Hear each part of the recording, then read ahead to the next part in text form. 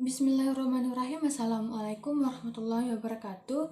Kembali lagi bersama saya Yulita Apriana. Seperti pada video sebelumnya, di sini juga saya akan menjelaskan terkait dengan satu materi kuliah, dan di sini saya akan menjelaskan terkait dengan materi yang ada di RPS Pemerintahan Daerah dan Pemerintahan Desa.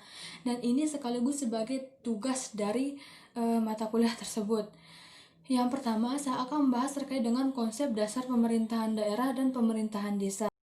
Baiklah, yang pertama kita perlu mengenal apa yang dimaksud dengan pemerintahan daerah.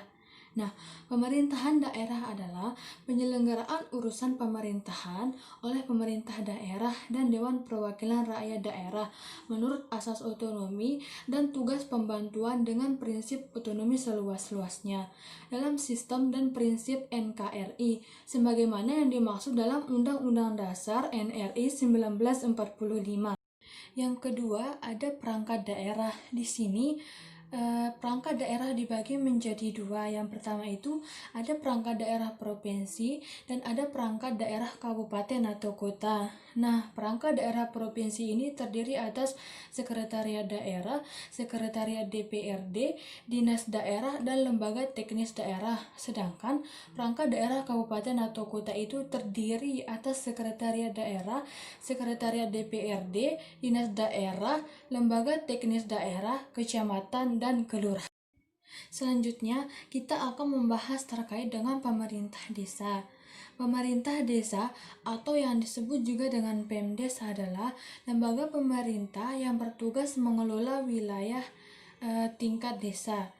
Lembaga ini diatur melalui Peraturan Pemerintah Nomor 72 Tahun 2015 tentang Pemerintahan Desa, Undang-Undang Nomor 6 Tahun 2014 tentang Desa, atau Undang-Undang Desa menyebutkan bahwa desa adalah desa dan desa adat atau yang disebut dengan nama lain. Nah, kenapa disebut dengan pemerintah desa? Karena di sana terdapat kesatuan masyarakat hukum yang memiliki batas wilayah yang berwenang untuk mengatur dan mengurusi urusan pemerintahan kepentingan masyarakat setempat berdasarkan prakarsa masyarakat, berdasarkan hak asal usul dan hak tradisional yang dimiliki dan dihormati dalam sistem pemerintahan NKRI, sebagaimana yang disebut dalam Undang-Undang Nomor 6 Tahun 2014 tentang Desa dan yang disahkan oleh Presiden Dr. Haji Susilo Bambang Yudhoyono pada tanggal 5 Januari 2014. Selanjutnya, kita akan membahas terkait dengan perangkat desa.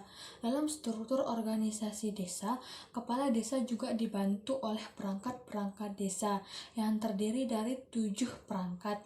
Yang pertama itu ada carik, yang kedua itu ada kebayan, yang ketiga ada lado, yang keempat ada mudin, yang kelima ada petangon, yang keenam ada ketua BUMDes, yang ketujuh dan yang terakhir itu ada komitua, dan mereka mengerjakan tugas mereka masing-masing.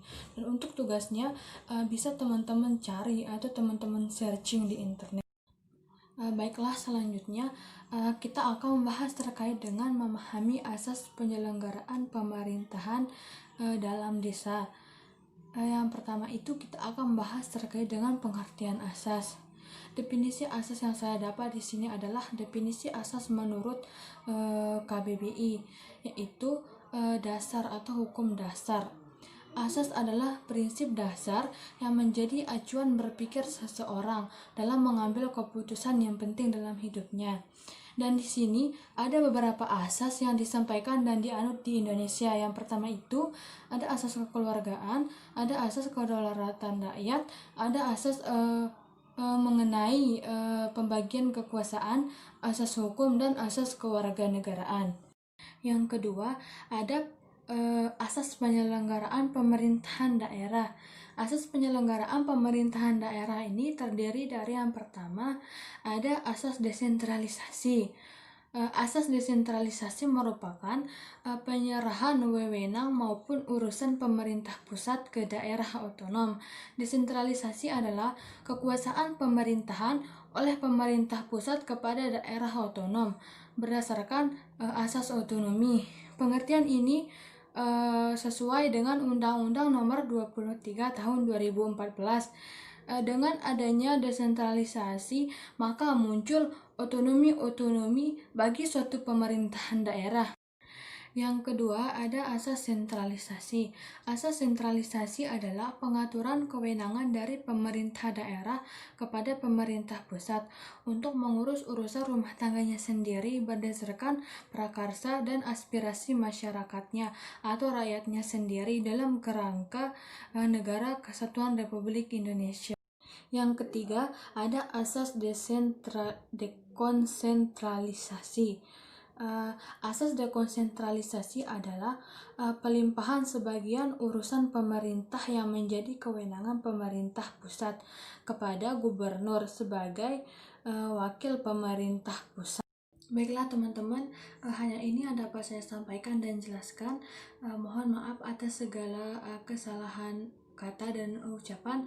Jika ada yang kurang, mohon teman-teman tambahkan di kolom komentar. Sekali lagi terima kasih, mudah-mudahan ini ada manfaatnya bagi kita semua, terutama bagi saya sendiri. Assalamualaikum warahmatullahi wabarakatuh.